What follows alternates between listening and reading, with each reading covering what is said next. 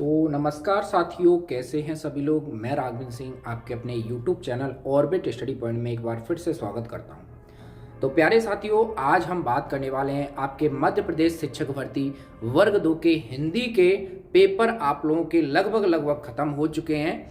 अब उसके cut off की चर्चाएं तेज हो चुकी हैं कि आखिरकार उसका कट ऑफ कितना क्या बन सकता है। तो हिंदी विषय के बारे में हम कट ऑफ की चर्चा करेंगे आपके साथ।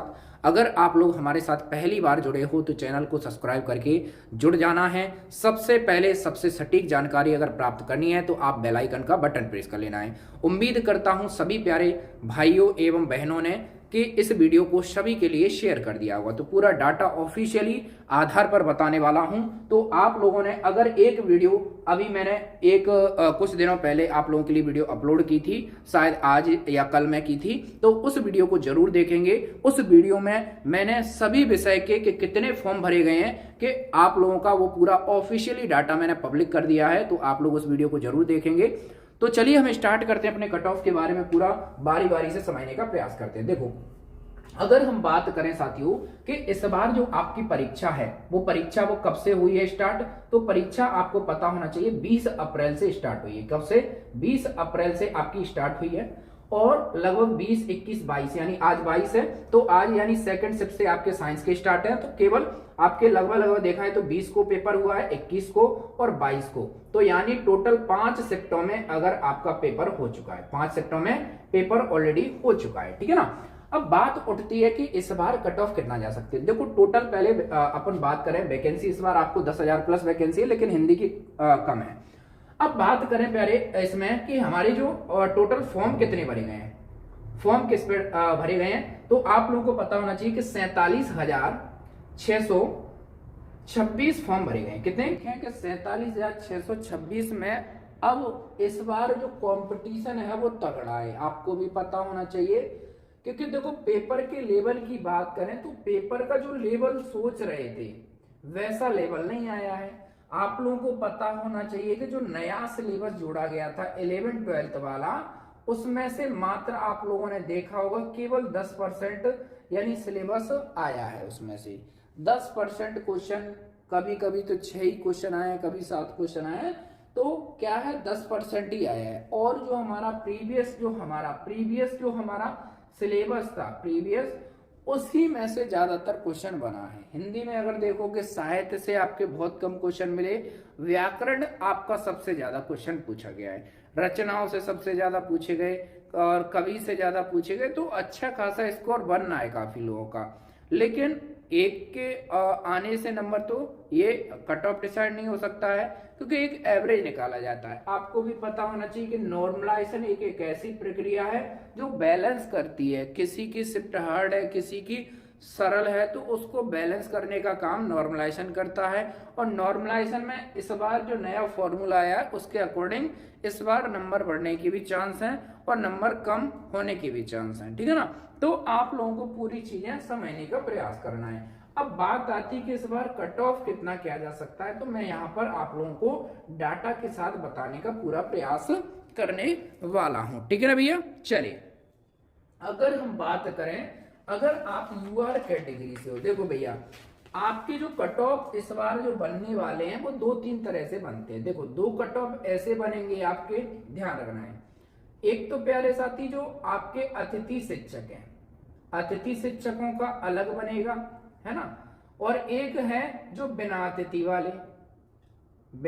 वाले, यानी दो हैं। इसमें क्या है, एक अतिथि है जिनके पास अतिथि का एक्सपीरियंस है, जो मांगा गया है 100 दिन का या 100 डेज का जो भी है ना, या सॉरी जितना भी है मांगा गया 365 या जो भी है अपना।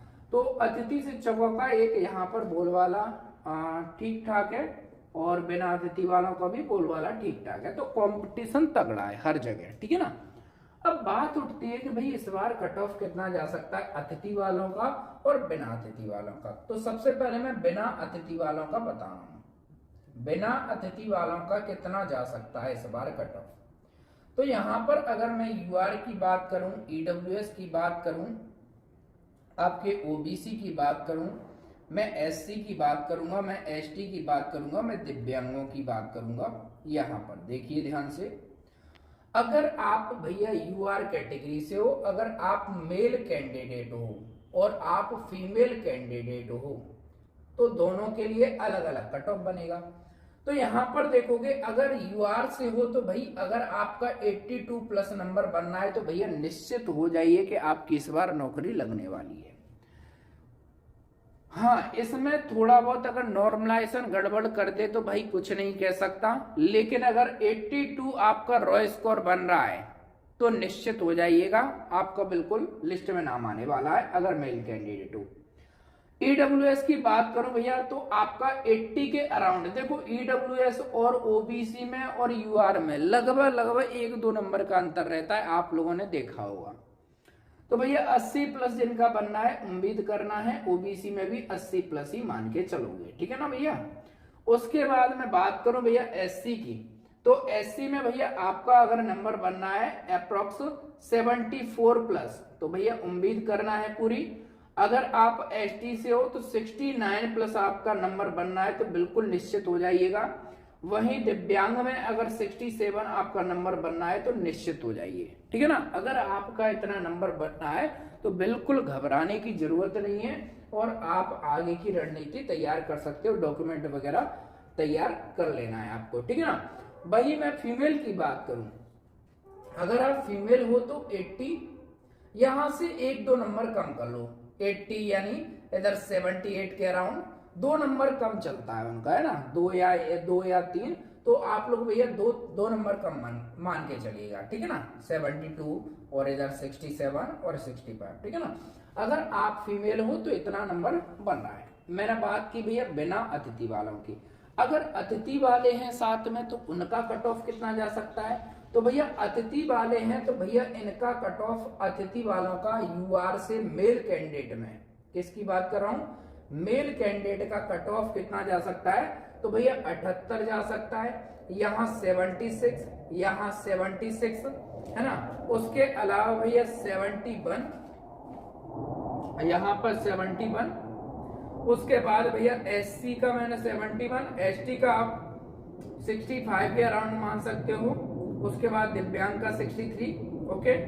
फीमेल की बात करें तो यहाँ पर फीमेल में अगर बात करें FEMAL फीमेल, ओके, तो यहाँ पर 66, है ना, 2 नंबर कम मान के चलना है ना, 74, 69 और 63 और 61, ठीक है ना।